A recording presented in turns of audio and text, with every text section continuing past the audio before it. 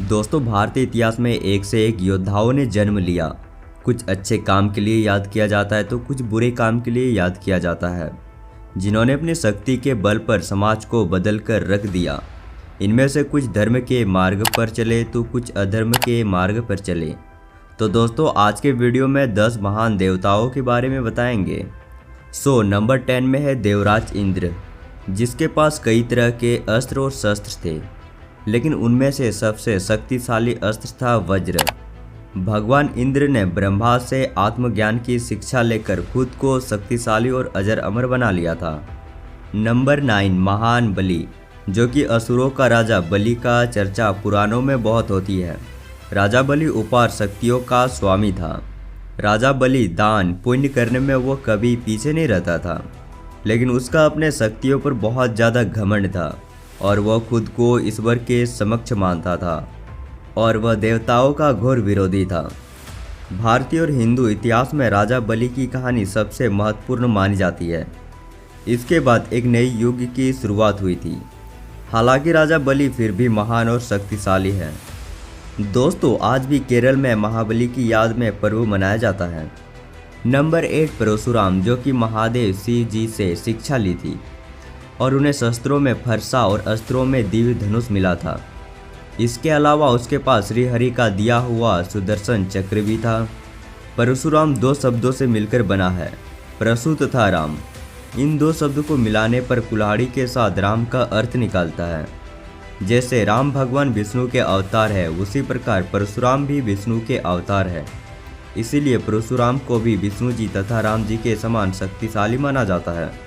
परशुराम की त्रेता युग के दौरान रामायण तथा द्वापर युग के दौरान महाभारत के अहम भूमिका है।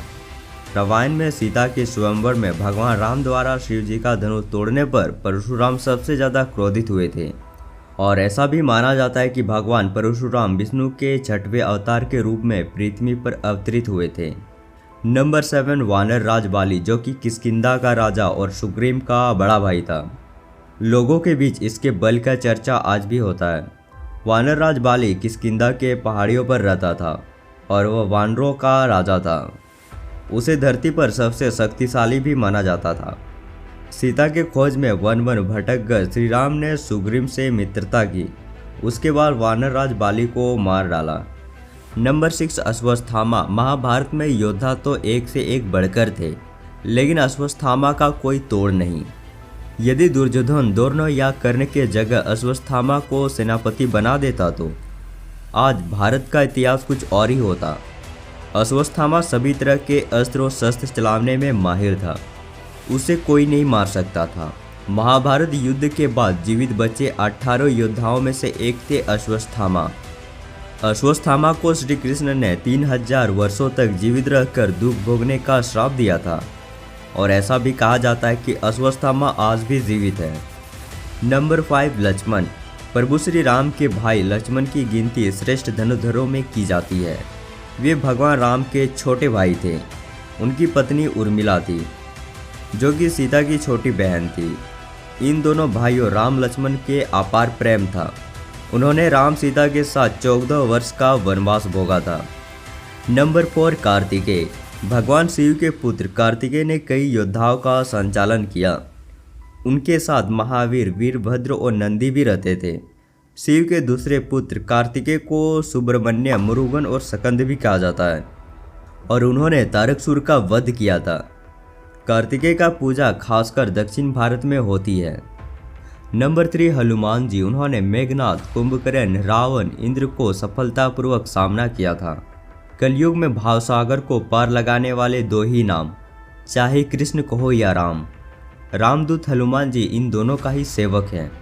ये 2 नहीं, असल में एक ही है। हनुमान जी को बलशाली में सर्वश्रेष्ठ माना गया है। नंबर 2 प्रभु श्री राम जी। उन्हें समस्त दिव्यशास्त्रों का ज्ञान और स्वयं भी एक नए दिव्यशास्त्र रामाशास्त्र का निर्माण किया था। उन्होंने कई असुरों का वध किया और कई राजाओं से युद्ध लड़ा। रावण के विरुद्ध युद्ध सबसे महत्वपूर्ण था। रावण एक सिद्ध ब्राह्मण था और परम तपस्वी। उन्होंने अपनी तपस्या से कई वरदान प्राप्त किए थे। हालांकि रावण अमर तो नहीं था, लेकिन उसे मारना भी असंभव था। इसका कारण अमृत कलश। रावण ने अमृत कलश अपनी नाभि में छिपा कर रखा था। फिर भी प्रभु श्री राम जी ने रावण का वध कर दिया। नंबर 1, प्रभु श्री कृष्ण। उन्होंने प्रारंभ में स्वयं ही प्रशिक्षण लिया और उन्होंने खुद ही एक विद्या का विकास किया जिसे कला रिप्टू कहते हैं, जो कि बाद में मार्शल आर्ट और कुंफू के रूप में विकसित हुआ। तो दोस्तों, इनमें से सबसे शक्तिशाली भगवान कौन है, कमेंट करके जरूर बताना। तो मिलते हैं अगले वीडियो पे, तब तक के लिए बाय बाय दोस्तों।